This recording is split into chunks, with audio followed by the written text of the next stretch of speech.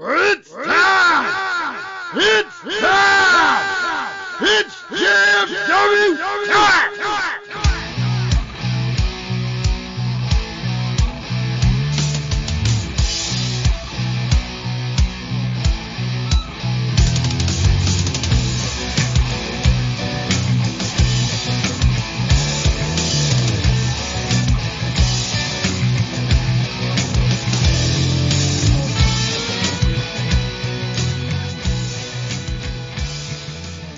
Alright guys, it's that time again. It's time to ring with the greatest faction in podcast history. Just Freaking Wrestling, the JFW Podcast, hosted by Travis T. And I am still your SCW High Voltage Champion, Nubby the Amazing Turtle. 79 days, by the way, Nubby. 79, I'm keeping track. Hell yeah. And the voice that you've just heard comes to you today by the champion of the lovely intoxicated men, Pacman. Nice.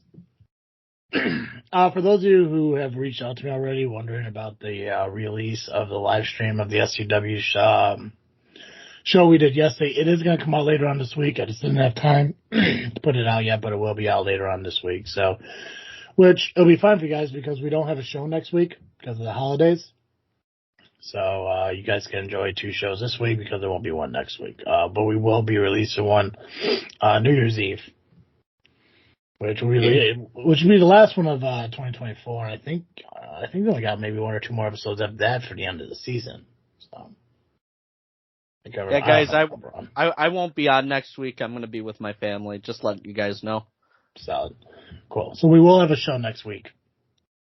But I won't be here. Good. Thank fucking God.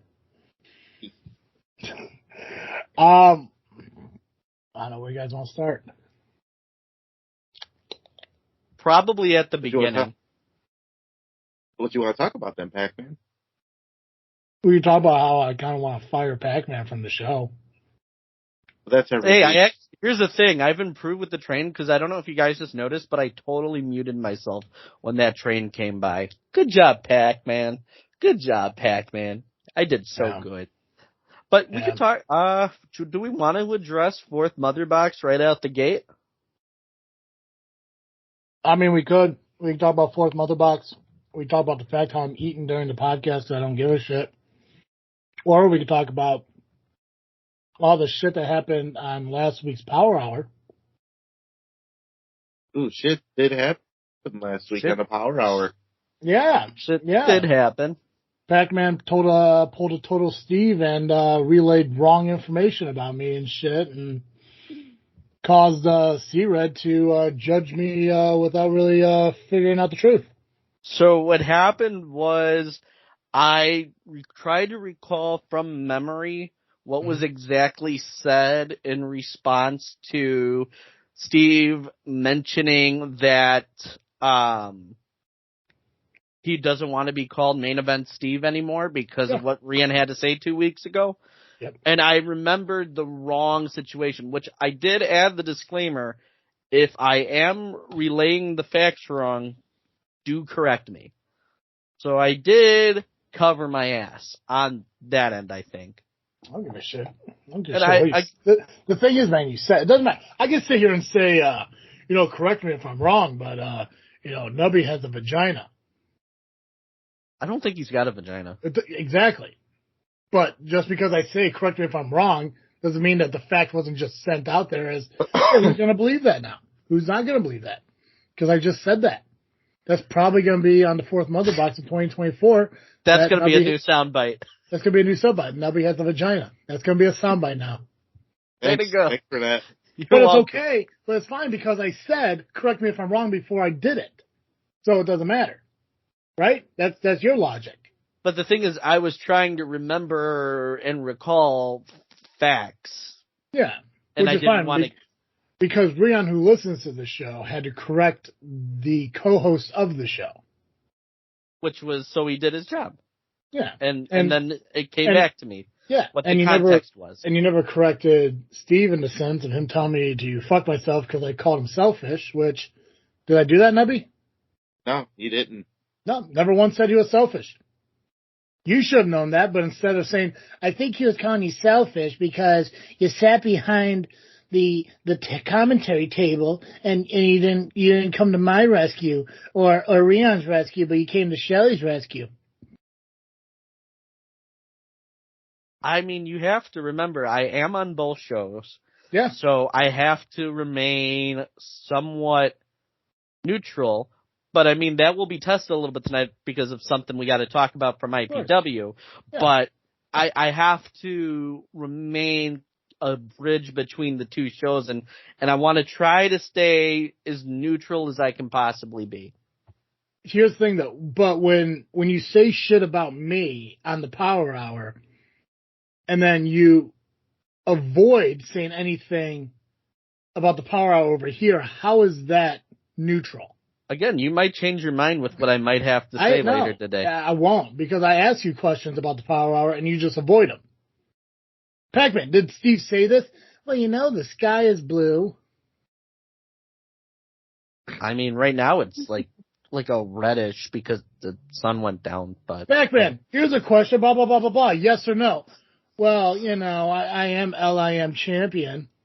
I am. I mean, we're not on video, but I'm not holding up the belt, but it is in my possession. Yeah, exactly. But you avoid when I ask you shit to confirm it on your other show.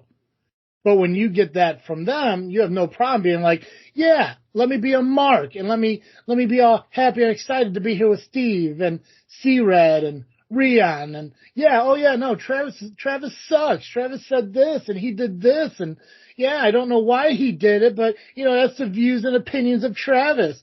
I don't feel that way. But then you come over here, it's like, well, I can't really talk on that point. Why don't you ever say that shit over there? Well, I can't really talk on that point. Exactly. So it makes me wonder, like, it's like if you can't contribute to that part of it here, but if you do that to Power Hour, then what's the point of even having you here? Is this talking about Steve threatening to have me? Maybe you'll be better off. Maybe you'll be better off being over at the Power Hour instead of here on JFW. But I'd like being on both shows. Yeah, I get it. But again, I have to. It's a tricky podcasting world that I've entered into where I'm on two shows where the two hosts do not get along, and I'm the one that's got to try to be neutral. So sometimes I don't necessarily know how exactly to deal with all that. It's not a slight to either person. I mean, it seems like you can, because when I say this to you, you're trying to justify and defend it. But when Steve says it to you, you just sit there in silence and stupid. Right or wrong? So, I mean, I am the champion. Nubby, right or wrong? Well, how do you want to go about this, Travis? Exactly. I can tell Pacman that maybe I don't want him here anymore, and he can go hang out with his band of misfits over there on Tuesday night, and he wants to give me this long, drawn-out explanation how he wants to be neutral and how, he has to be careful what he's saying, blah, blah, blah, blah, blah. But then when fucking, Steve goes over there and tells Pacman the exact same thing, Pacman can't take his fucking lips off his fucking asshole for 5 minutes to, give a response to Steve. So don't tell me that you're neutral in all this and that you try to stay impartial and, it's hard to, go down this road where, one person hates the other person. Here's the thing, man. I never really had big problems with fucking Steve until he started once again incorrectly relaying information about me, and you just sit there and nod your head and agree and hold your fucking title up and talk about how you pin Damian Gray or you throw up fucking photos and shit. No. But over here, you have no problem responding to shit and talk. And maybe that's because I'm allowing you maybe too much freedom here in podcasting. Because you're the podcast papa and all. I am. You're across 3 fucking podcasts, one of which happens once a fucking month. Mm-hmm. One of which you just mostly sit there and throw up fucking photos. So maybe I just give you too much freedom. Maybe you just have too much freedom here on JFW. So maybe that's my fault. Well, I appreciate the freedoms I have. It's not a good thing anymore.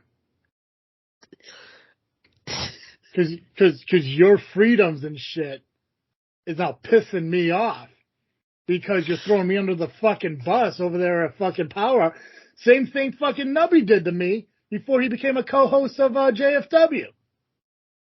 Oh, the Podbean thing? Oh, yeah, the Podbean thing, brother. Yeah. The Podbean thing. I don't think I've heard this. Yeah. Oh, God, I did a 3-episode maybe it was 4. I did a series of fucking episodes reacting to one Power Hour. Mm-hmm. Because Nubby had something to say, and the Power Hour didn't have time for fucking Nubby.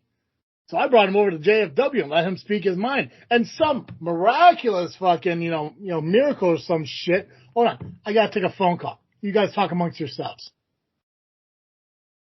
So let me provide some context on my point. So when I was brought over to the Power Hour after, JFW, I did my interview with Travis. And it was brought up that I didn't get a chance. I was never brought on the Power Hour to speak my piece. So Travis did.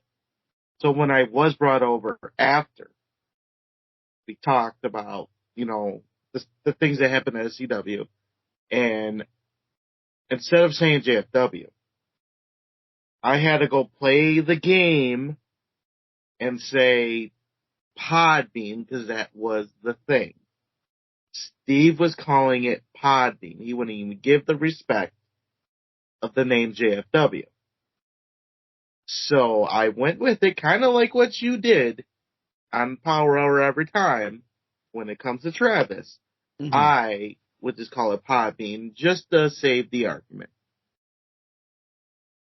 Kind of like how my name was kind of canceled off of Power Hour.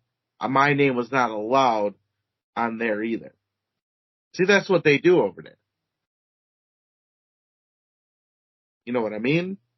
That I do, because I know there's a couple names that have been not allowed to be said on there. That I do. Hey! Yeah.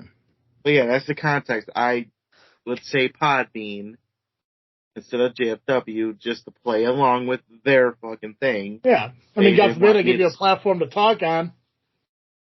Right. You can't say JFW. No, because they didn't want me to. That's right. I was respecting their word, but then they try to cancel me. Right. And yet I'm an asshole who sits here and promotes Power Hour every single week on our show. Not like they're going over and saying, hey, why don't you tune in to JFW on Monday nights? I mean, it could be worse. We could just call it the Power App and Power Nap number. Was it Power Nap? Hour you would see the Power Nap. Yeah. Yeah. I just Pacman, you gotta get your fucking head out of your ass, man. It is firmly out of there. You're clearly looking at it. No. Right? No, because every time I look at your fucking face, it looks like shit. I mean, here's the thing. I'm the LIM champion. I beat Damian Gray. I'm 1-0. I retired after one match. I come to the ring with Chet Gunderson and I'm friends with Maximus Orion and we play Fortnite and I'm a leader of the LIM and we're battling people in a fan war where other groups have one fucking member. With that performance, I mean, I think you'd be great to play me in a biopic. Yeah, but I mean, I felt like I was like looking at myself. Yeah. Yeah. Well, I mean, we have de-aging technology. We have de-heightening technology as well. Oh, absolutely. I have to make my beard a little bit more patchy and shit, and hair and makeup. Make my voice sound like this, and go for fucking over-exaggerated handshake hugs and shit, and fuck that. Hey, here's the thing. I am someone who loves me a good over-exaggerated handshake hug. Oh, I know. I gave you a fist. Though I restrained myself, I did give you a fist bump and called you bro on the way out yesterday. Yeah, I know. That showed a lot of restraint. Yeah, because I put the fist out there just to get a bump to get the fuck away. You're the only person that comes up to me and is like, what's up, man? Hand, hug. I'm like, dude, just fucking shake my hand and give me a fist bump. Like, we don't have to fucking touch, crotches and shit. I don't know what the fuck your mindset is. It was like, I need to embrace everybody and gene to gene it. And I just take a step back, bro. Quit fucking hugging people. You're not Bailey. Well, old Bailey. Yeah, I'm not New Bailey either. Yeah, don't live that hug life. Oh, God, New Bailey. Love New Bailey. Well, I'm not going to fire you from JFW. I'm not going to kick you off JFW. I'm not. Because I'm not Steve, and I'm not going to be petty about that. So I will say it seemed like Steve kind of walked that back towards the middle of when he had threatened to do that. The marriage shouldn't have been said in the first place. The idea that he has to take his frustrations out for me on you is childish. And I said that. Steve is being childish. He could fucking talk about that on the Power Hour. Not this week's Power Hour because it's a special salute to C-Red and shit. But the next Power Hour. Because I never called him selfish. So let's put it in context right now. You literally just said he was being childish. Yep. Note that you did say that just now. Yeah. Yeah, but so he's going to go. Steve won't get it wrong, or he'll make something up. I don't know. Oh, no, he will. He'll go into the Power Hour in 2 weeks like, Pacman, what's wrong? Where? Oh, there it is. There we go. Get my Steve glasses out, which doesn't matter. This is audio. If you guys can't tell, I'm wearing sunglasses at night indoors because that's what cool people do. Yeah, I'm one turtleneck away from being relevant as a commentator. Pacman, what is wrong with your co-host sitting there saying that I'm a baby who shits himself? That I don't know that I'm acting like an adolescent toddler who fucking rubs his shorts and eats things out of sandboxes, and what the fuck is wrong with the JFW over there saying that I can't drink out of a juice box without spilling it, and my peanut butter and jelly sandwich is all smushed because it was packed wrong. What the fuck is wrong with him? That's exactly what he'll get out of the word childish. Yeah, you should. Yeah. I mean, you could play Steve in the biopic. You're just disappearing into these roles today, man. I know. I crushed that shit.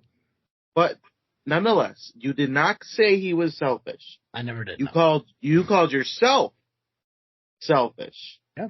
And used Steve's thing, what Steve has done as an example of being worse than you, who is a selfish person.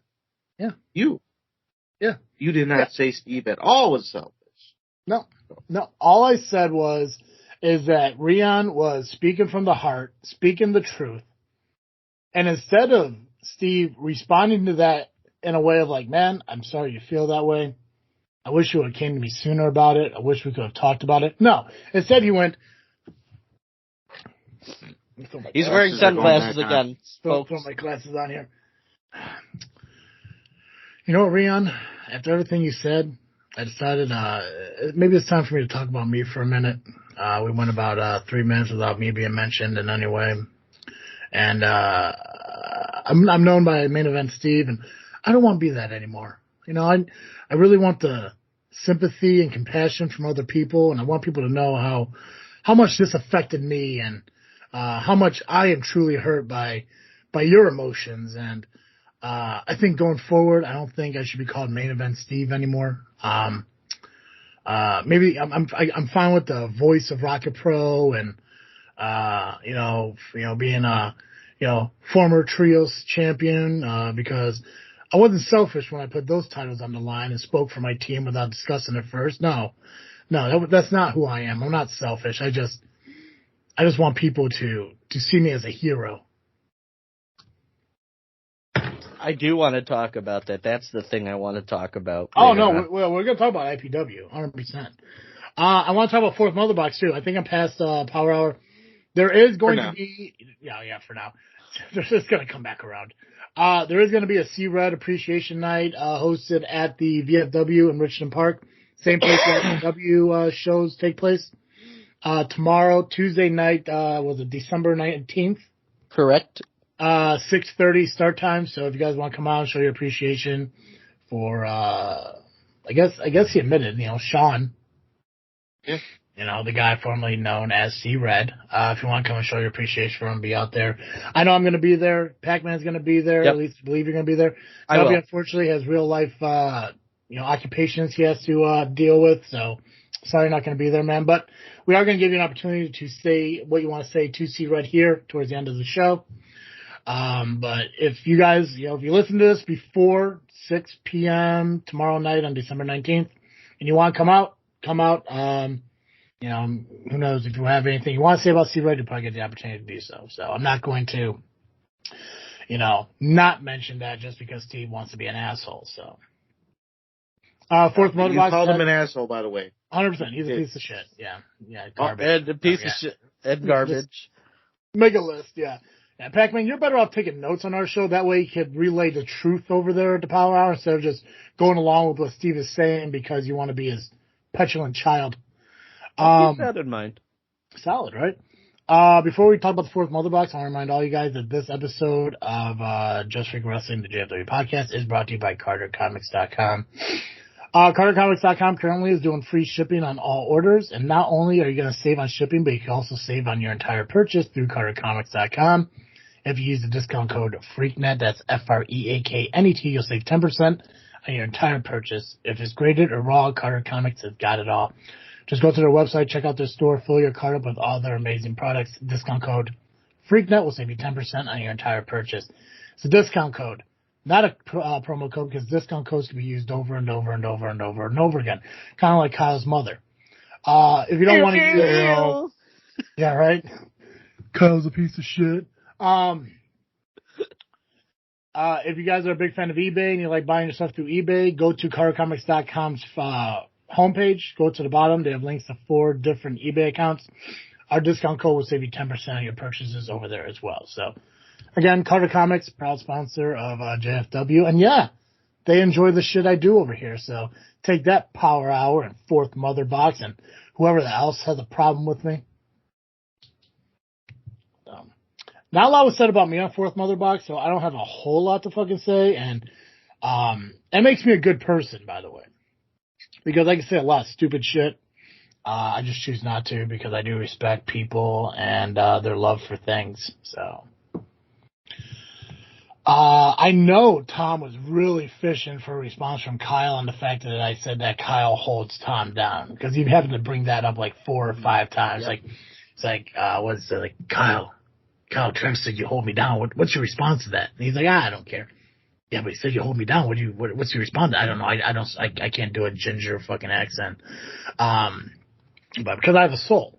So, yeah, it's just, I'm like, dude, obviously he doesn't give a fuck what I said. So let's just keep on moving on here. I will appreciate the fact that he respects the fact that I do not like Star Wars. And is episode 4 New Hope? Is that the one? That's the one. Okay. So, Tom, just so you know, yes, I watched the entire New Hope, episode 4. Just not for me.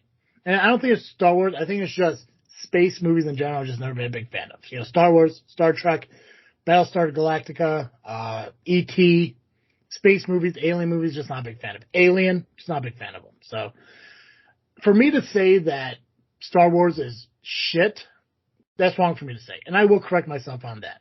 I can be a bigger person and admit that me saying that was kind of rude and mean. I get that. A lot of people are big fans of them. I understand that. For me, I'm just not a fan of Star Wars because they're just not my type of genre of movie. So, I do apologize if I upsetted people like Tom or, I don't know if, I doubt Maximus or Ryan ever heard me talk, but I know you said that he may listen to me and, throw a hissy fit because, he's a 22-year-old child. But I don't think Star Wars is shit. I just don't think they're good movies, but that's because they're not movies I enjoy.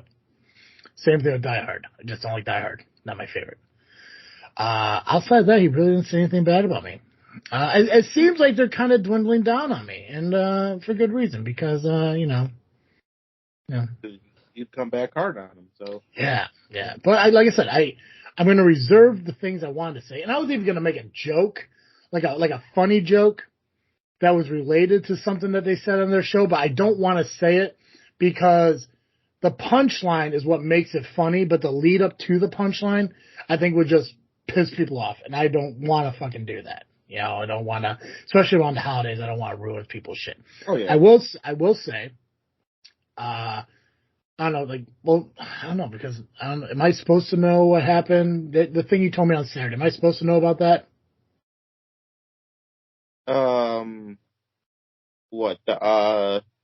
What was talked about in the beginning? Yes.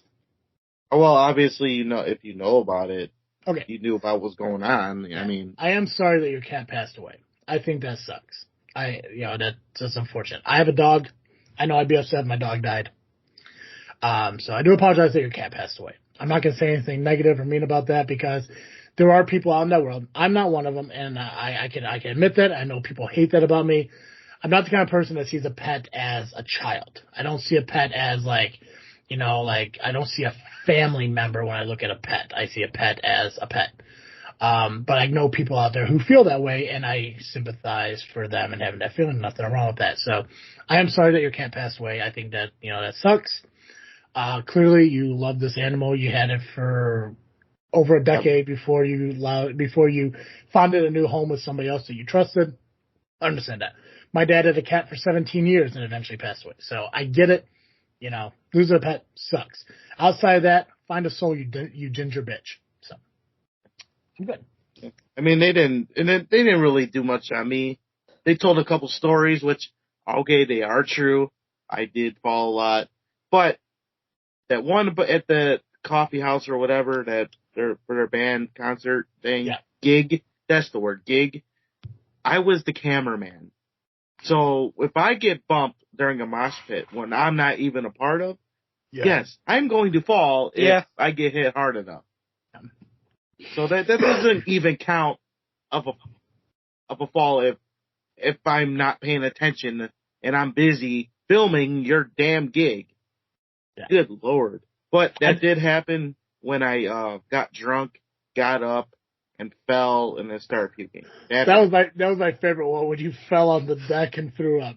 Because I've been that guy before. Except I don't know. Little side story about me. So on my 21st birthday, my mom was bartending. Oh, and by the way, thank you guys for not talking about my mother on the Fourth Mother Box. I get that you guys have some, restrictions on doing that. She's a saint. If you ever do, I'll fucking murder you people. Just so you know, but I do appreciate you not doing that. So my mom was bartending my 21st birthday, and we're at a local bar here in Peatone, Game On.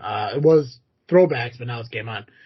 And I did so many shots of fucking tequila. I was drunk to the point where a buddy of mine took me from the bar and went out to his girlfriend's house where her and a friend of ours were hanging out. And they made me a drink called a Harry Potter. And basically it was like a 32-ounce cup. And what they did is they filled it 3/4 of the way with Skull vodka, topped it off with some kind of like cranberry, mixed berry juice or whatever, and threw a bunch of frozen berries into it or whatever. And I was drunk. I didn't know what it was, so they gave me it. I fucking started drinking it, not realizing what the fuck was in it. These berries hit my fucking mouth. And I'm like, what the fuck is that, fruit? Slammed the rest of it through the cup and jumped off the deck. Passed out. Yeah. So Dude, Travis was a high flyer. Dude, I don't drink a lot anymore because when I drink, it's an aggressive fucking situation, man. I woke up at 6 a.m. the day after my birthday, passed out in my bathroom with a bump on my head and half-eaten bread laying around me. And I wasn't sure what happened, and I was told what happened was when I got home finally, I went to the bathroom. I think I threw up. I don't know. No one ever told me if I did throw up or not. I'm sure I did. It was a lot of fucking alcohol. And I passed out on my back, and my sister was freaking out, thinking I died, poured water on my face, jolted me awake. I bounced my head off the fucking toilet and got knocked out. And she gave me bread or something to try to eat because I need to absorb the alcohol. So I'm passed out as she's trying to force feed me fucking bread. So as you were telling that story, my theory on it was going to be that, like, overnight you just decided to become, like, a master of homing pigeons. So, like, you were going to feed the pigeons the bread, Or like it was like a Hansel and Gretel situation where you had to make sure that like you got to the same place because they threw breadcrumbs on the ground to know. So maybe just the loaves of bread just to make sure you knew where the bathroom was, just in case you had to throw up. Those are my 2 running theories, but I like your version better.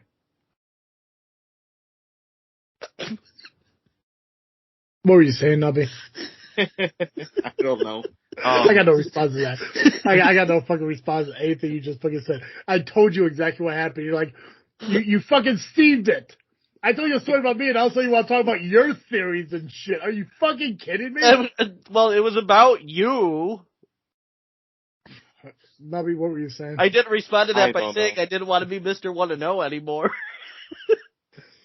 God damn. Oh God, I caught that. You are a better idiot. So there was another time I got so drunk that I passed out. Now, mind you, it's a hardwood floor where I was sleeping.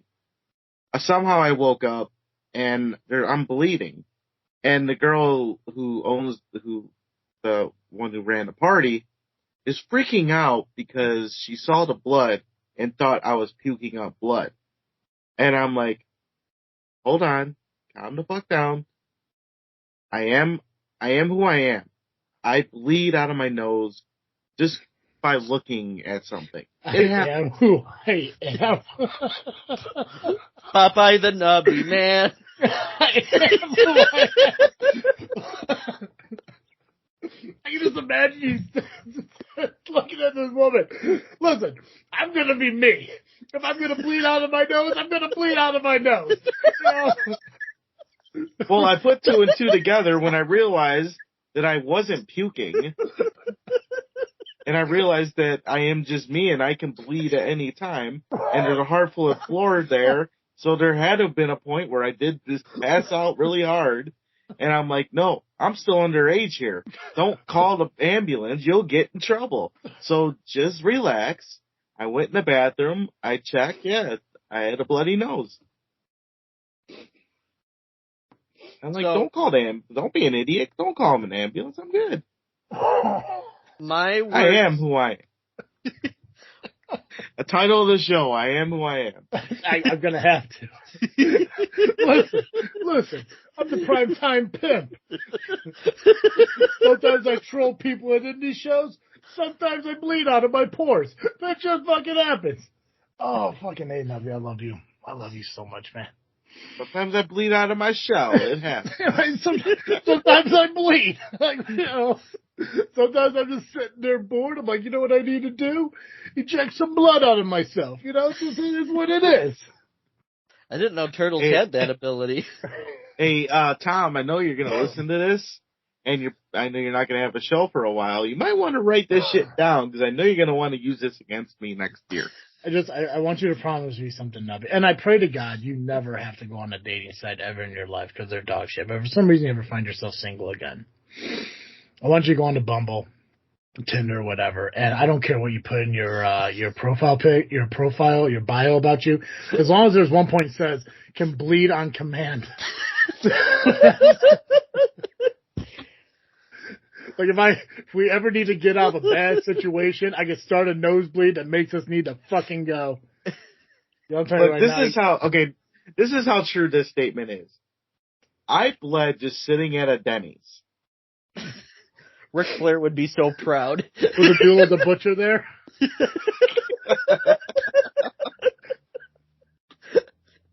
When he said they're eating pancakes, you questioned if I think we're at the same fucking spot, brother. I might have been rolling down the hill to fucking Gulf of Mexico when you showed up to grab some tissues to clean that fucking premeditated nosebleed. What was the year that this happened? It had been, 2013, I think, 10 years ago? You know what? It might be close. Might have been, right? No, it was soon. That incident. No, wait, maybe not. Tom, Skirt Show, I bled at Denny's. And you might remember, it was after a Skirt Show. That's all I know. Maybe you'll figure out. What's a Scourge Show? That was his band's name, Scourge. Scourge, oh. I thought you were pronouncing scared wrong. Well, I could be. Are you scared? You scared, bro? Scourge is banned. And then when the waitress came over to ask Turtle if he was okay, he's like, "Hey, it's fine. This is just it. This is just me. I am who I am." Do you need a tissue? Nah, I'll stop itself. It's fine. I can stop it whenever I want. Just a lot of blood, nothing to worry about. Yeah, we're fine. It's like, oh my god, do you ever see you ever watch that show, How I Met Your Mother? Yeah. Remember the fucking dude? I can't remember the guy's name. He has a goofy ass name. He created a craft beer. And he always got fucking nosebleeds when he had an erection. I'm just saying. That's an oddly specific character trait. I know. Oh, fucking A. The one thing I don't get is, like, because Kyle keeps bringing up the fact that we talk about Tom, and we never talk about Tom, but we always talk about Kyle. And, I mean, it's about Kyle's mom. Or it's like Kyle's mother. I mean, I did call Kyle a piece of shit. You did. That's been established. That's out there. And it made it on Jedi Talk. So. I heard, yeah. I still got to listen to that episode. I haven't got a chance to listen to that. But I mean, I don't know. I mean, like, I think it's because Tom says a lot of things that are just like funny and punchliney, and Kyle wants to diagnose us with some shit. He spends more time diagnosing us than actually coming up with something funny to say. I mean, he wrote a poem this week. And I'll give him, his poem was okay. It was just okay. Yeah. Yeah. But, I mean, the way... 6 out of 10. Yeah. the way he just comes across with shit, when he's like, you know, I'm going to say what I want to say about people, and it's going to be the truth, and when they say shit about me, well, it's just because they got nothing else to talk about. It's like, what? It's like, how is it like when he says something, it's witty and clever, but when somebody else says something, it's unoriginal and been played out? Yep. Every time. It's goofy. It's his only comeback. Not a fan of people who have that kind of argument with shit. It's like you, like, everything you're saying about somebody else, they usually say about you. But, you know, he's... And there you are, but what am I? Right, yeah. Yeah, I mean, I guess it's whatever. He's educated, and he's, I don't know, like summer camp counselor or some goofy shit. I don't know what the fuck he does. I don't fucking know. Pacman, what's your response to the fourth mother box? We didn't get a chance to hear from you yet. Hey, you spent more time on my bloody nose. Rap. That's true. Will be coming. I have been working on it. They don't think it's coming, but it's going to be coming. I got a little less from them, but Double J was actually called out to come on their first episode next year. I heard that. I'm interested to see what Double J has to say about that. Thing is, it's like, you know, I couldn't really get a read on him yesterday. He just kept changing the subject anytime that me or Gabagool brought it up. So I have absolutely no idea what he thinks. He just kept talking about Hot Double J January. I don't know what that means, but... Is one of the J's January, or is it going to be 3 J's then? It's going to be Triple J. Triple J? Keeps talking about it. I guess we're going to find out very soon what that means. Yeah. Yeah. But he, go ahead. No, but he hasn't received. I have no idea, Tom, what he's going to do. I kind of let Hot Double J do his Hot Double J things. Kyle's going to be like, who calls themselves Hot Double J? It's unoriginal. It's terrible. Do better. Oh, Kyle. You miserable fuck. Oh, Jesus Christ. Outside of that stuff, I mean, I did enjoy their stories and they're reminiscing about 2023 and everything. So, solid ending. Solid last show of 2023 for them and everything. I listened to them on Spotify on my way either to work or from work. So, and I know they're like, well, on Apple and I guess wherever you do decide to listen. Yeah, do decide. Diarrhea. Hey, Lois. Diarrhea. Peter, stop. I'm carrying iced tea. Yeah. Yeah. And I know a lot of the shit. I mean, like, I see us tagged on their Instagram posts all the time and Facebook and everything. So, they're also on TikTok. So if you want to go watch, clips of Disney, go check out 4MB on TikTok. Cause, yeah, I mean, can't get enough of that Disney. Diz nuts. Ha! Got him. IPW. Who's doing results? Who's got it? Who wants to talk about it? Oh, me! Cause I got the notes. Yeah, go for it, man. So, IPW was yesterday. It was Captain's Fall. And there was, every match was contested inside of a steel cage. Go ahead. Oh, I thought you were about to say something. I was, but I think you're going to mention it. I just want to make sure you didn't dive right into the matches and everything. You're going to talk about what justified it as a steel cage. I want to make sure that's mentioned because I know a lot of people question the steel cage aspect of it, but they justified it at the beginning of the show. I just want to make sure you cover that part of it.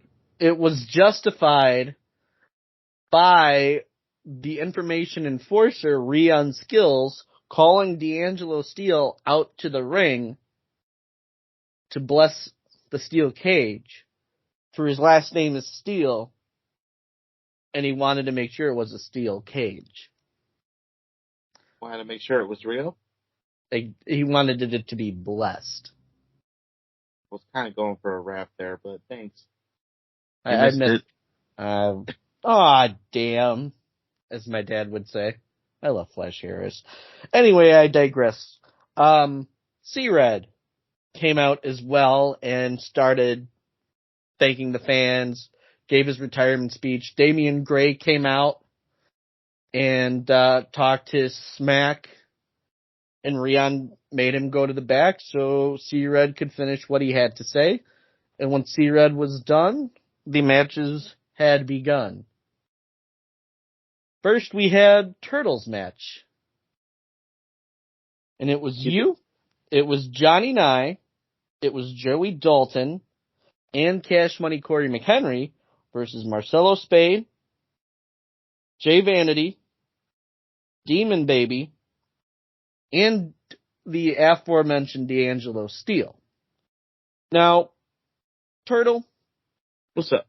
You were one of the first people inside the D'Angelo Steele cage.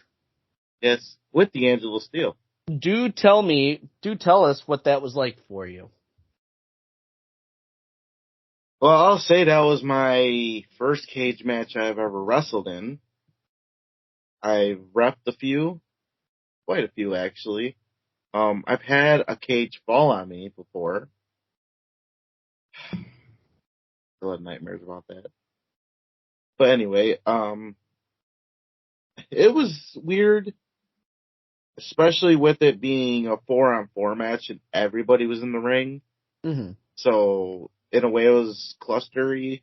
But for the amount of time that I was in there, it was quite fun, especially beating up D'Angelo Steele and making references to his title.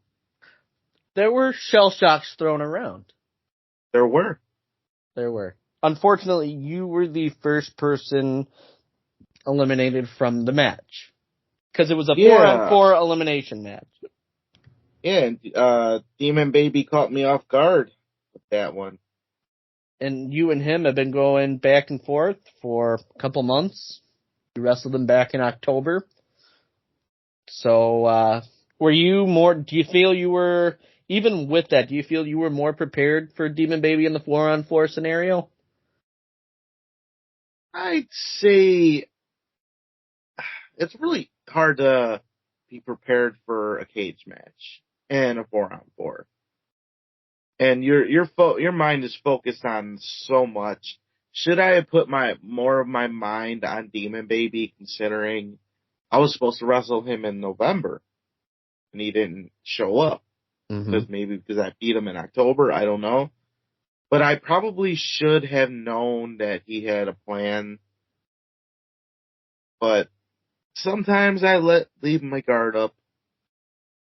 It happens. But he caught me off guard. Now, behind the scene thing a little bit, things didn't go as planned. But back to business here. Yeah, I was eliminated first. It happens. I don't always win.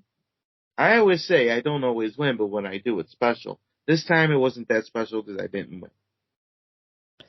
So after you got eliminated, then Marcelo Spade was eliminated. Corey McHenry followed. Jay Vanity. Then Rockstar Johnny Nye. Then Demon Baby. And it came down to Joey Dalton and D'Angelo Steele. These guys have been pretty much going back and forth with each other since pretty much the summer over the Second City Rachel Championship. Whatever you want to call it. Joey Dalton is a madman and did a swanton bomb off the corner of the cage onto D'Angelo. And Joey Dalton was a sole survivor. So while you were eliminated, you did win the match. It does go down as a win for me, doesn't it? Or no? No, I don't think it. Yeah. Technically, it does. Yeah. Technically, you won. So it was special. I don't want to go ahead and say that, though, because then I'd be called a hypocrite because of Wade Evans. But we will not talk about that. Sounds like a plan. Then we had Manny Cortez versus Kid Lat, with Kid Lat coming out victorious in that match. But after that match is what people are talking about, because Nick Diamond, who had a second championship opportunity as his first championship opportunity for the tag titles with Larkin, was successful back in September. Cashed in his second medallion opportunity on Kid Lat, beat him down, and the match started. And the new junior heavyweight champion is the undeniable Nick Diamond, a.k.a. Karen. What a Karen. Now, this is the match. This next match I'm going to talk about is one where I might catch some flack from Steve on, because it was the big leagues versus Steve, Gustavo, Muggsy, and Ewok. Now, before this match started, Steve got a mic and out of nowhere offered to put the trio's titles on the line against the big leagues. Now, this is just my little editorial take on this. I'm not personally sure if Steve consulted Gustavo or Muggsy about this, or had he considered that it was a 4-on-4 match when the titles are trios titles, or the fact that everything was taking place in a steel cage, so the risks were far greater than a normal 6-man tag, because it was pretty much tornado tag rules. Mm-hmm. How are you going to tag in? The cage was right at the ring. So, I will say, especially considering that the team of Ewok, Muggsy, Gustavo, and Steve was shut out in the 4-on-4 elimination stipulation. That rhymed. That was cool. I don't think Steve and I say it with all love, I don't think Steve necessarily thought the whole scenario through. Does he ever, though? I mean, there are times where he does. Many times he does. I would say maybe I'd give it 90%. This is the 10% where I don't think he really thought this through. And it cost all of them. It did, and so as a champion, you should always be prepared to defend your titles, no matter what. Mm-hmm. But in this scenario, Titles were definitely not on the line, and it would have made no sense for him to be on the line with it being a 4-on-4. So going into the match, Muggsy and Gustavo didn't have to worry about the titles. Mm-hmm. But Steve took it upon himself, and he pretty much put himself in front of them. Like, he didn't even consult with them. He did not talk to them. There was no discussion in that ring prior to him making that announcement or making that request. But, at the same time, there may not have been discussion in the ring. What I don't know is, like, if there were conversations in the back that they knew that he was going to do this. No, you can see it on their face that they didn't know. They weren't happy about it. They didn't, and it's not like they went around that ring and going, let's do it, come on. Or they didn't go up to Rian and say, yeah, let's do it, come on. No, this was Steve. This was all Steve being Steve. Yep. He took matters into his own hands and made it. I'm not saying he's selfish. I'm just saying that he made a decision without consulting his partners. That's kind of a shitty thing to do. Pacman, you know all about it. You made Giggles second in command without, getting the opinion of anyone else. I mean, I trusted my gut on that one. Yeah, how'd that turn out? Well, I mean, that he moved to Indiana, and then Gabagool's now second in command. Mm-hmm, but that's just out unrelated. And you lost the war with JFW, too. You lost the war with JFW. All I have to admit, if Gabagool goes on here on the record and says that we totally lost, then I have to... Oh, God. I mean, we don't have to. See, there's actually a video, which is funny, because I found the video that I put together and shared on the JFW page that depicts the entire Wave 3 rise and fall of Giggles' lead. It's out there. You can go look at it. I know. I watched it from my hotel room in the middle of... Yeah, in between your piano recital. I played the Smiths very good. You did. I did. You did. Go. No, Steve took it upon himself to put the titles on the line because he had, which is great. It was great he had confidence to do so, but he didn't think it through. And not only did he lose, but they didn't pin one opponent in that entire match. No. Clean sweep across the board. And you would think with Ewok being on their team, it would have helped. Ewok wasn't Ewok in this match. He wasn't the Ewok we all know. He wasn't that tough this time. So you just put a lot of, and maybe that's what it was. He put a lot of pressure on Ewok now. I was thinking the same thing, yeah.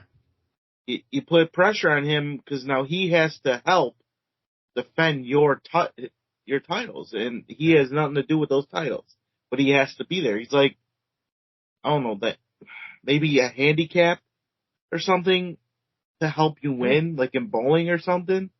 I'm not going to sit here and say Steve is selfish, but it was self-centered. You jumped the gun. Yeah. And there's a difference between being selfish and self-centered, no matter what people say. The problem is that sometimes Steve allows his emotions to dictate his choices. He brings too much emotion into his matches and shit. He should have just had the cage match the way it was and allow the trio's titles to be defended by the three people who held those titles. Not to put the pressure on Ewok, as Nubby pointed out, and I agree with 100%. And just an unprepared moment. It was a great match, but it's just unfortunate that Gustavo and Muggsy had to suffer, the consequences of Steve's decision, So, but still a good match. Steve crushed it. Steve, he plowed through everyone the best he could, but ultimately, what was the name of the group? Big leagues. The big leagues. The big leagues, I call them the small. I call them small leagues, but I was getting my walking taco, and usually, Gabagool had his hat flipped off by J.R. Lindsay. I did notice the thing is they kind of were hot going into this match. They seemed ready to go, and whatever happened, like, between them getting in the ring and Steve announcing the match, really gave them more incentive to win. And they were already, you could tell from their entrance, they were already pretty confident as it was going into this match. So, I mean, I'm a little more muted in what I think, but I just, to put it as diplomatically as possible, I don't think Steve made a good decision. So just so we're clear, you think Steve fucked up? I mean, if that's how you want to put it, yes, but I don't think Steve made a good decision. Yeah, Steve dropped the ball. It's okay, you can say it. If it was me on the other end, if you're on the power right now, you would say it. Yeah, Travis dropped the ball. Yeah, I believe it. Yeah, he dropped the ball. Fucking Rain Man. Wait, I gotta watch Wapner. There you go. What'd you say, Nubby? Get your fucking underwear at Kmart?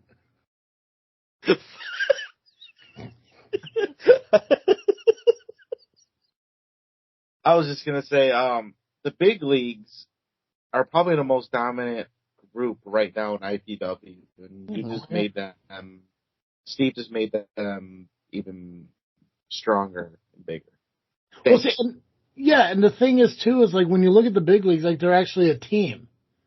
Fucking the former trios champions, were almost kind of just thrown together. Right. Like Steve's been in like tag matches, but he's not really a tag team guy. And from my knowledge, Muggsy really isn't either. I mean, yeah, he's part of a group other places, but right, he's not a tag team guy. He likes to run his shit on his own. And I'm guessing Gustavo's the same. I don't know a lot about him. So it's like when your trios like that, you really want to kind of be on the same page, and they just weren't. And it goes back to the emotion thing. Steve has such a problem with the people across the ring that he wants to up the ante and expect, positive results. And it didn't happen for him. And it sucks. But Pacman said he made a poor choice. I want everyone to know that. Pacman said Steve made a poor choice. Does not agree with what Steve did. So when the fucking Power Hour comes around to belittle and bullshit everything I say, Pacman said Steve made a poor choice. Those were Make a note of that. Make it part of the soundboard. Yeah, making notes. Steve made a poor choice. Those were Pacman's words. I don't agree with it. I don't agree with what he did. He does not. The undefeated Pacman, semi-main event Pacman, LIM champion, holding more titles now than Steve. Oh, no, I guess he has that Joey Roth title, right? He does have the Joey Roth title. That don't count. That's not even a relevant title. It's just made up. Semi-main event Pacman, LIM champion, has confirmed that Steve made a poor choice. Go ahead, man. All right, so following Steve's poor choice, we had the 2 out of 3 falls tag team title match with Nick Diamond and Kindle Fire defending against Diesel Trax and Sean Danger. Diamond and Fire got the first fall, and the second fall went to Diesel Trax and Sean Danger. There was a point where Kindle, trying to keep the referee distracted, kissed the ref to break a count. And the match ended in a DQ when Kidlat came in to beat up Nick Diamond after what he did to him earlier in the afternoon. And then the big leagues came out to beat down Kidlat. And then we had an intermission, and it was a special intermission, right, Turtle? You know where I'm going with this. Oh, it was very special. You might say Turtle and I felt it, because that was the song that was playing, so I have to be very, very, that didn't come out right. Please be clear about this. Well, considering my track record from last week, with, never mind. It's already on the soundboard. It's already on the soundboard. The douche that treated Angel. Not well thought out. But Rion played his theme, and Turtle and I made an entrance and helped Rion. Well, we went in and went out and went in and went out and went in and went out. And then we fired the crowd up before the last portion of the show. Helped Rion get the wave. It was lit. So I did Rion's entrance in front of Rion at IPW with Nubby, and it was fun. And LIM missed all of it.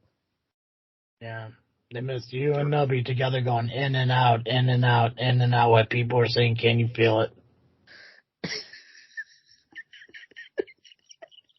There's no getting around that. It happened. No. And we were waving.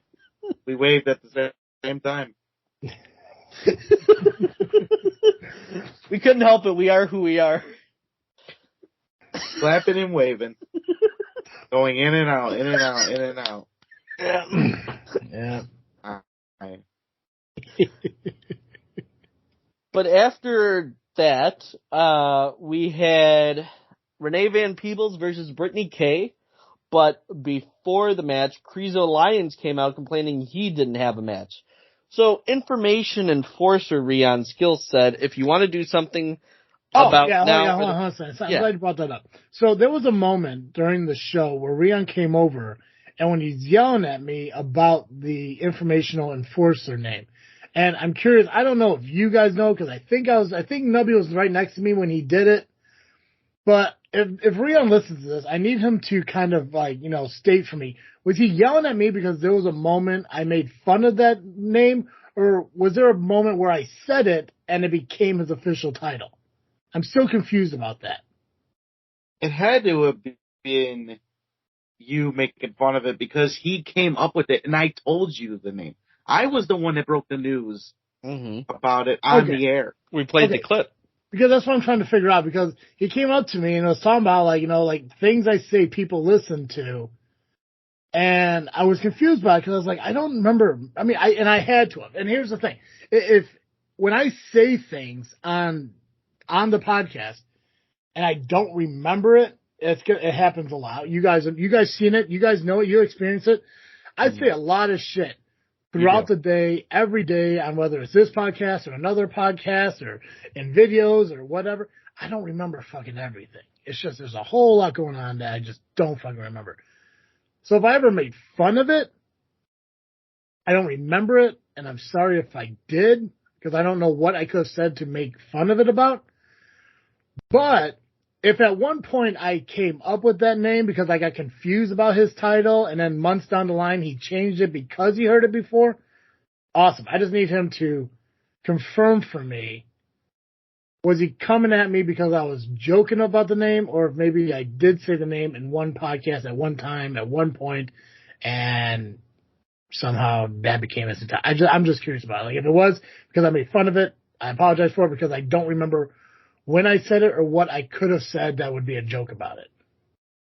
I mean, if you did say it and he got the idea from you, then I don't remember it. Yeah, I remember hearing it for the first time at that show, and I played the clip. Yeah, on JFW. Yeah, so like I said, I don't, because the thing is, usually when people can kind of remind me of shit, I can be like, okay, so I did kind of make it. I just don't know what joke I could have made about, being an informational enforcer. I'm sure it was funny. I just don't know what the hell it was. But Rion's usually good about, answering shit and everything. So I didn't get that train horn that time. Yeah, I'm just curious. And Rion, like I said, I like Rion because he's usually good about getting the facts and what I say here more, accurate than what Steve does. So if he does listen to this, if you could at least let me know, and I'm sure I'll see him tomorrow at C-Red's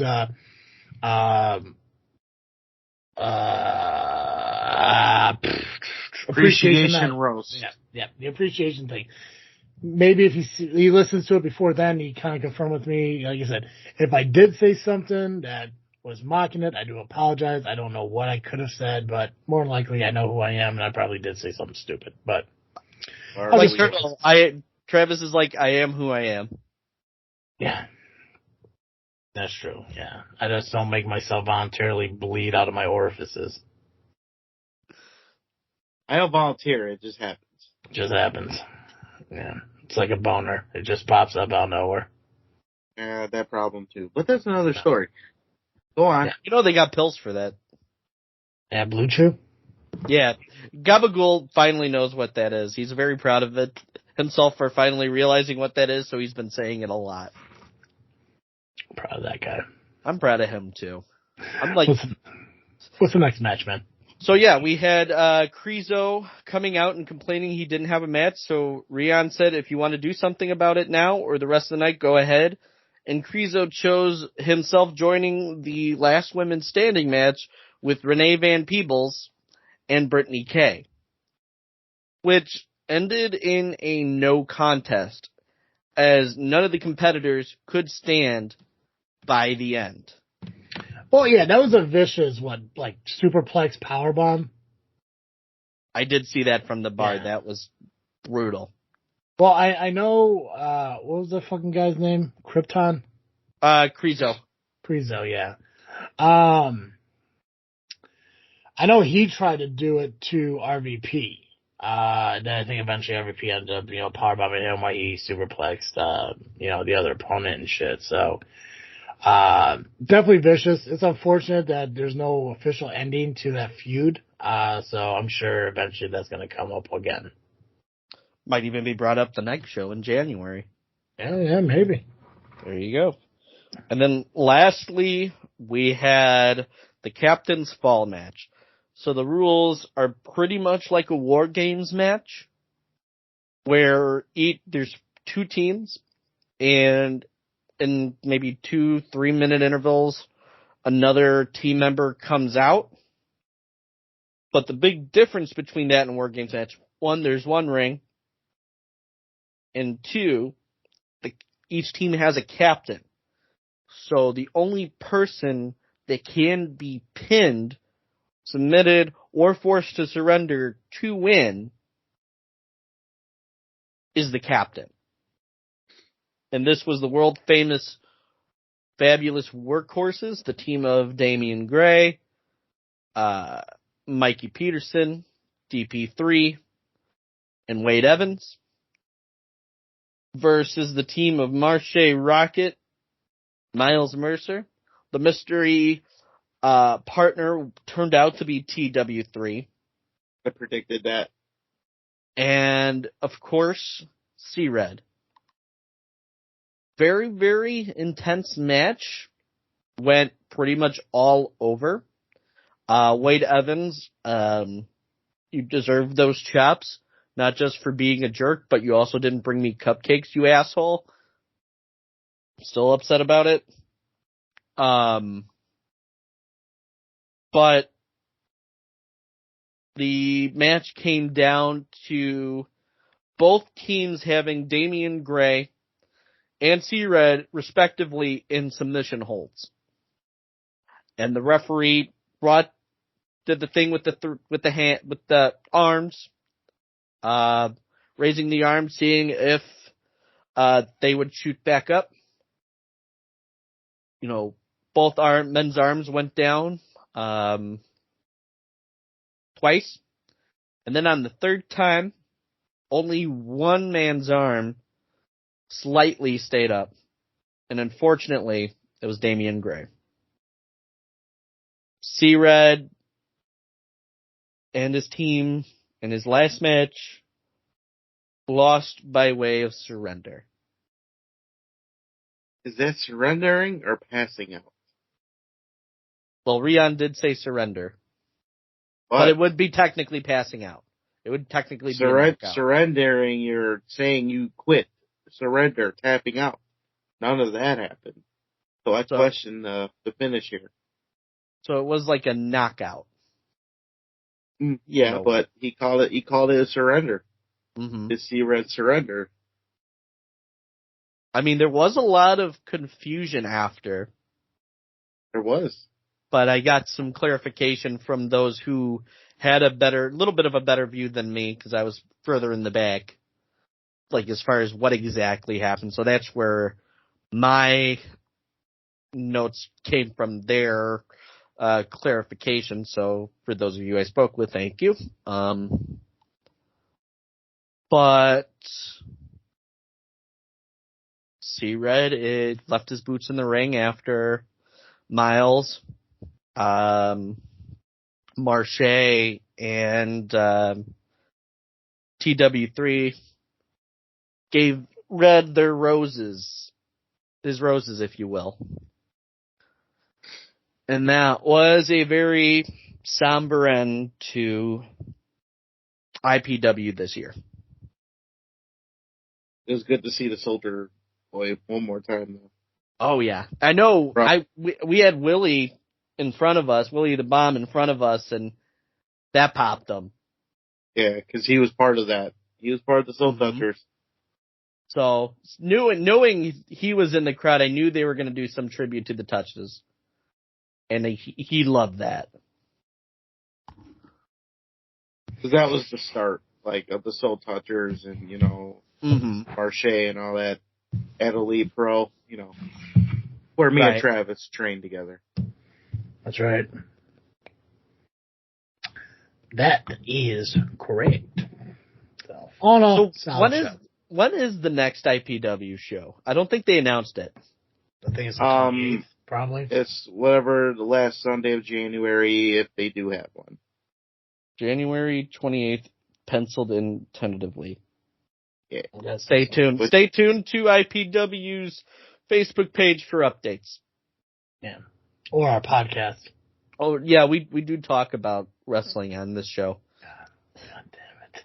Yeah, it's not about nosebleeds and Kyle's mom all the time. Yeah, Star Wars. Jesus Christ. We cover everything? Nubby, didn't you have some things you wanted to say about? Oh, fuck yeah, man. We gotta give Nubby his time to fucking talk about C-Red since you won't be there tomorrow because of life and shit. Yeah, life and work, Oh, yeah. So let's printing industry sucks sometimes. Well, yeah. Fucking internet will fucking put you out of a job soon, so don't worry about it. Oh, I'm prepared. So Amazing Turtle is not going to be at the appreciation show for C-Red tomorrow night. So take a moment now, man. See what we want to say about C-Red. So floor is yours. All right. Thank you very much, sir. Travis T. So you're welcome. Whenever you're ready. Go ahead. Okay. I'm ready.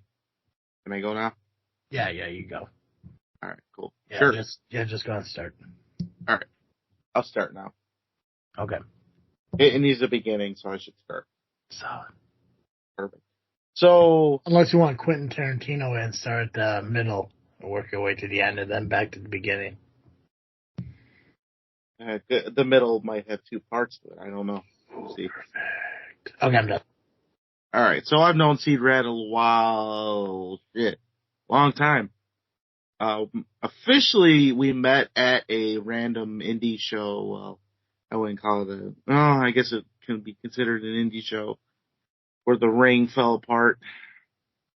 Rian might know about that one. He was in that match, or in the show, rather. I don't think it broke during that match, though. I was actually going up to Willie first. That's who I actually knew, or out of everybody then. Went to shake Willie's hand, and all of a sudden C-Red's there shaking my hand, introducing himself.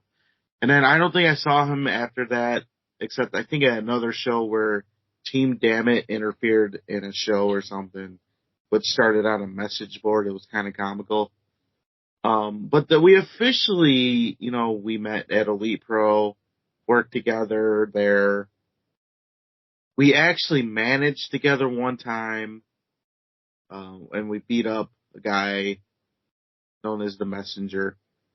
It was funny.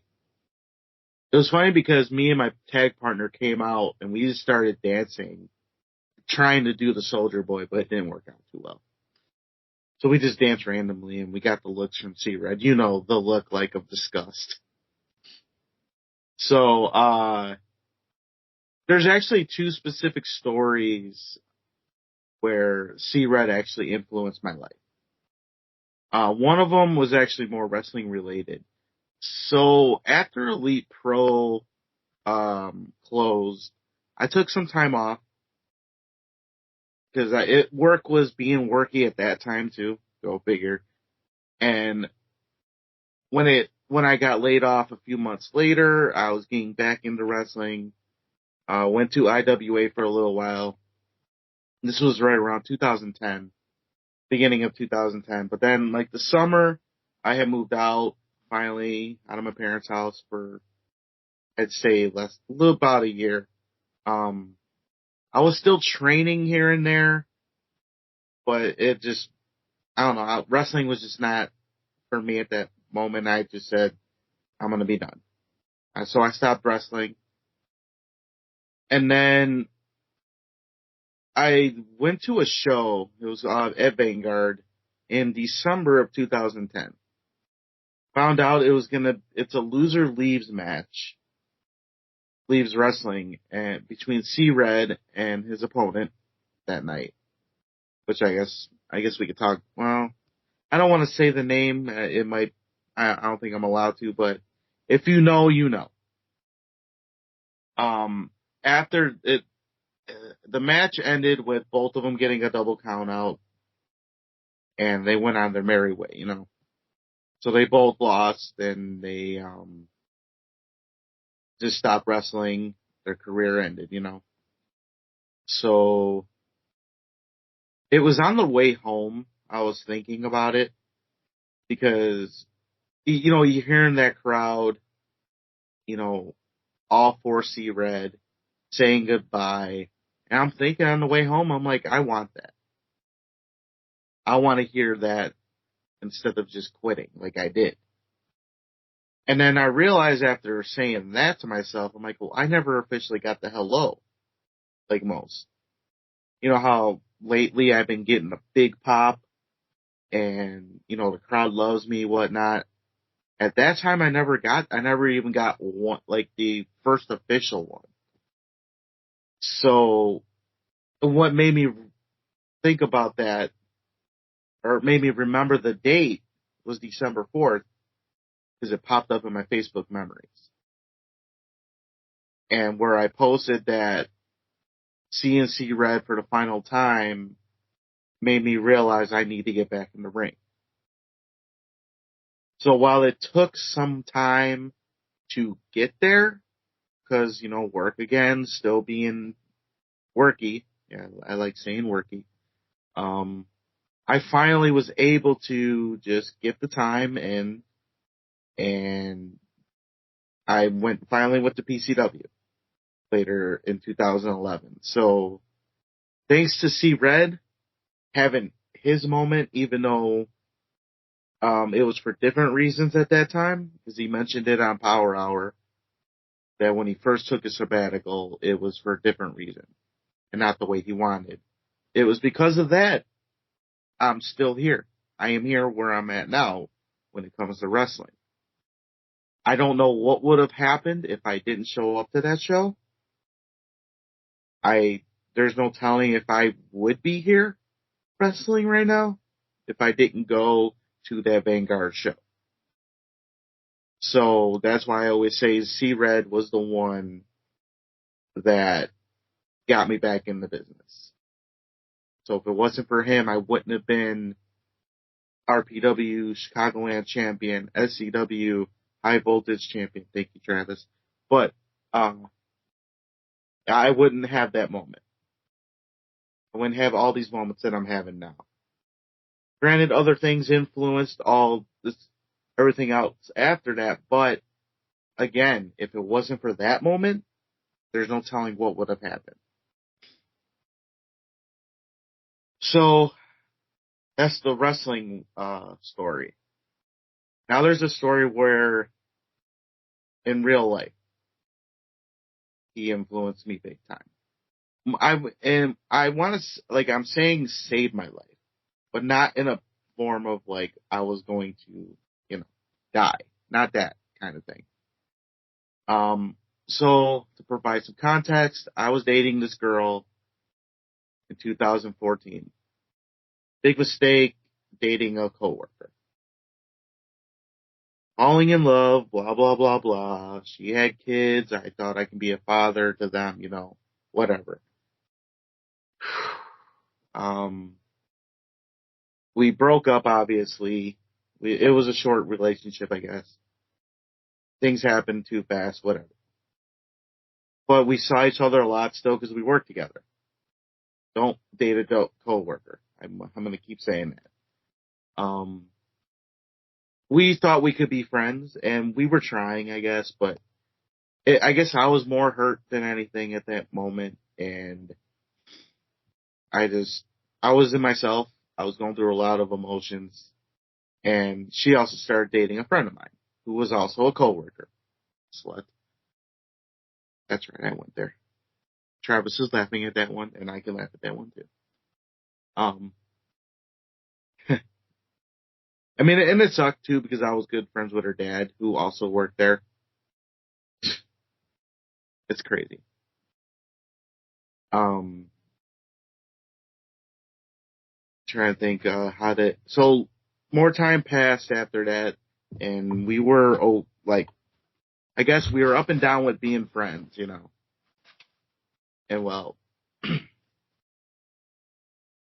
there was a point where I was starting to get my shit together, if you will, and finally getting over everything. We were friends, but I think I was just more on the revenge side of things and wanting to, get her back, if you will. Like, kind of like hurt her too, being after what she did. So for the first time since Elite Pro, being C-Rev were on the same show. Now, that profile picture I have up there, that was taken that day. So it was that night after the show, or it was in between the show. Me and him were actually talking, and I was telling him how, like, and I don't know if he'll remember because I'm like remembering bits and pieces of the conversation we had. I was telling him what happened between me and her, and then I was talking about how I was kind of like seeing this girl who was a friend of the family, but trying to, like, I wouldn't say use her because we were friends having a good time, but I kind of wanted to shove it in my ex's face. And it was then that night, C-Red told me that don't change who you are and don't be petty. Because I also told him that people were telling me, stop being that nice guy, be an asshole. Because girls like that. And at that point, like, leading up to that, it was in my head, and there was a lot of things going on in my head. So, yeah, I just told him that people want me to be this asshole, and guess I'm just being that asshole by trying to shove this in her face. But yeah, he said, don't be petty and, just be yourself. Don't change because other people want you to. I realized that he was right, because if I would have kept going down that path, I probably would have lost my job. Because she was still working there at the time, and if I was treating her like shit outside of work, God knows what she would have been saying to my boss. So it was then I'm like, okay, I'm going to continue having fun, but I gotta just do things for me and not worry about what's going on with her. And that was when I was able to move on from her. So when it comes to Sean, he influenced me to be who I And don't change for anybody. Don't let anybody change me. Be yourself and don't be petty. So, to recap, he got me back into wrestling, and he stopped me from being stupid.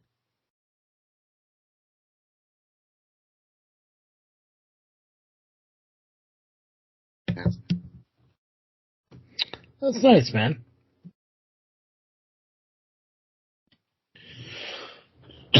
Well done. It's not gonna come close to anything I'm gonna say tomorrow, but I'll just sign my name to what you did. Ditto. Okay. I mean, we've had like memories of in wrestling, but I just feel like those two stand out because they changed my life for the better. Yeah. Put me back on the right path when everyone else is bringing me down. I get that. Pacman, you want to say anything about C-Red before we go, or you want to save it all for tomorrow? I'm still thinking of the things I want to say. I'm gonna save those for tomorrow.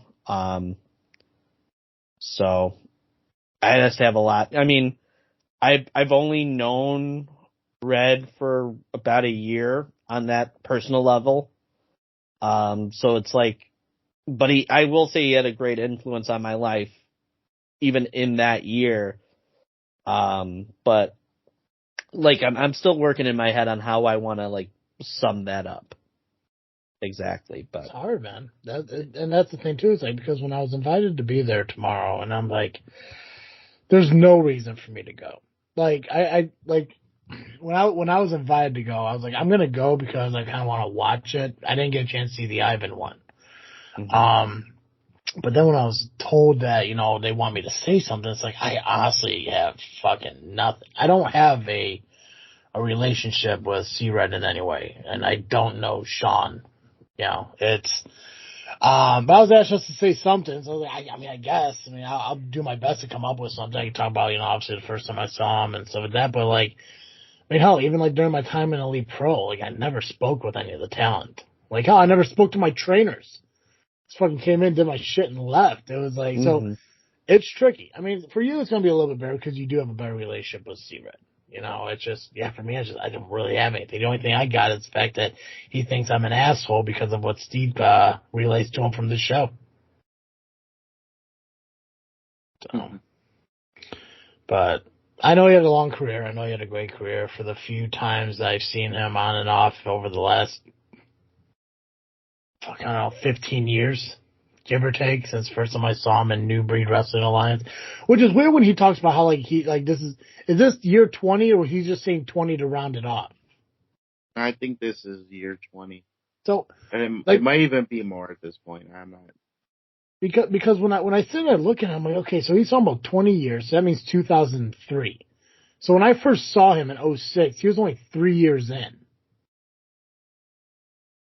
Which baffles me because obviously I going to these shows and everything, I don't know how long these guys are doing this and then all the other shit, and obviously I see him in 2006 with Team Dammit, or I see him with Soul Touchers in 2009, and I never saw any of the ARC stuff until technically, I guess, SCW, because I was never at IPW when they were trios champions. I think I missed when the Workhorses won them, and then all the shows I went to, they weren't really defending them. So, there's chunks of his career I never was really a part of. I know more of C-Red on the Power Hour and stuff like that, or the one Dutch baby I was at while he was there, or whatever and stuff, but. I have no fucking clue what I'm going to say tomorrow. And, obviously with, this week with work and obviously the end of the year is it's so busy, but it's I got to come up with something and I got to find that free time to do it. But, Nubby, what you said was fantastic. I think that's a great tribute to him, and I hope if he listens to anything that is JFW, he at least listens to that. If Steve wants to be a good guy, maybe he could clip that 4C Red and play it 4C Red so he could hear it. And I'm sure anything Pacman comes off is going to be sentimental. He's going to cry like a little bitch like he does with everything he does. And Hey! I'm going to be in a match. I just had a match. I did fail him once. You failed him or you felt him? Yeah, I had to feel him in a match, beat shit out of him with it. But no, I failed him once because he trusted me to defend his YouTube championship when he got injured, and well, I ended up losing. Oh, jeez. Damn it, Nubby. Fucking Nubbies. But what you said was awesome. That's very nice. Like I said, whatever I come up with is not going to come fucking close. There's like 2 memories I could think of, and one happened yesterday when he slapped me on the back of the head. So it's just like, I don't know. C-Rod's a great dude. I wish I saw more of his career. I just never really did. But luckily, that's what YouTube is for. So yeah. Guys, is there anything else wrestling related we got to talk about, or are we good? I think we are good. I think what Nubby said is correct. Awesome. I said it. Yeah. If you catch this before tomorrow evening, December 19th, Tuesday, December 19th at 6:30, if you catch this beforehand, if you want to go to the C-Red Appreciation Show, again, it's at the VFW in Richmond Park, the same show that the Eliana Pro Wrestling shows happen out of. Go out, enjoy it, listen to some wrestlers who are making an appearance, talk about C-Red and his career. That's going to be the Power Hour episode for this week. Lovely Intoxicated Podcast, I think it's coming out this Thursday or Friday, is that correct? It's coming out, next week. No, it's this week, right? So, it's Christmas. We're going to be doing it New Year's. It's going to be released, because we got to figure, because I didn't even think about that when we rescheduled the recording. It's coming. Okay, next cool. week. We had to reschedule the recording today, so it's coming. So LIM Podcast coming out eventually. So look out for that. Subscribe to him on YouTube. You'll get a notification when that comes out. Oh, it'll be, you know what, now that I'm thinking about it, it'll come out Thursday the 28th. Look out on Thursday the 28th for the Lovely Intoxicated Men's Podcast. We will not be here next week. We're taking off for the holidays. But like I said, the live stream for the SCW will be released later on this week. So you'll still have another episode you could listen to between now and our return on New Year's Eve, which will be our final show of the year. I rap on that one. It's going to be baller. Guys. Pacman is going to drop some bars on, I'm going to drop bars like it's just my average Thirsty Thursday, dog. God, I hate you. You're going to hate me even more after all the shit I'm going to say. I don't even know if it's possible. Is it freestyling, or are you going to have a beat to it? So I'm working like on the acapella, right. So are you going to acapella it, or are you just going to? Is there going to actually be a beat? So I have been listening to some instrumentals on YouTube, like like a good SoundCloud rapper would. And I'm writing the raps. I'm just trying to get like a flow, you know? Yeah. Yo, bro. Gotcha. Yeah. And I'm hoping from there it's gonna help it grow. So, hey, hold on. Let me try something for you, Pacman. Okay. How does this sound? Ooh, I like that. This.